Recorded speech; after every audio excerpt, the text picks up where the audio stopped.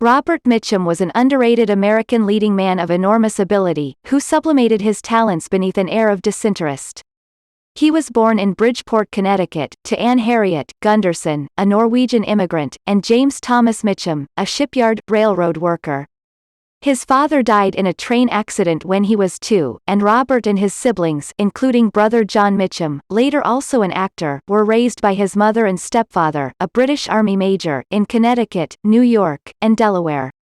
An early contempt for authority led to discipline problems, and Mitchum spent good portions of his teen years adventuring on the open road. On one of these trips, at the age of 14, he was charged with vagrancy and sentenced to a Georgia chain gang, from which he escaped. Working a wide variety of jobs, including ghostwriter for astrologist Carol Reiter, Mitchum discovered acting in a Long Beach, California, amateur theater company. He worked at Lockheed Aircraft, where job stress caused him to suffer temporary blindness. About this time he began to obtain small roles in films, appearing in dozens within a very brief time. In 1945, he was cast as Lieutenant Walker in Story of G.I. Joe 1945 and received an Oscar nomination as Best Supporting Actor. His star ascended rapidly, and he became an icon of 1940s film noir, though equally adept at westerns and romantic dramas.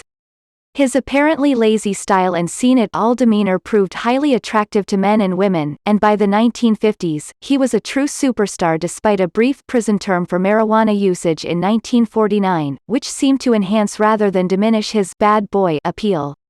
Though seemingly dismissive of art, he worked in tremendously artistically thoughtful projects such as Charles Laughton's The Night of the Hunter 1955 and even co-wrote and composed an oratorio produced at the Hollywood Bowl by Orson Welles.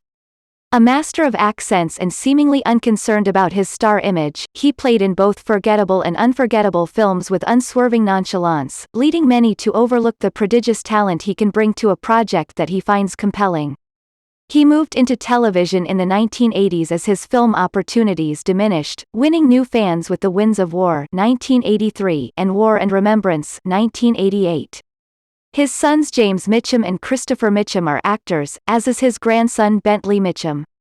His last film was James Dean, Live Fast, Die Young 1997, with Casper Van Dien as James Dean.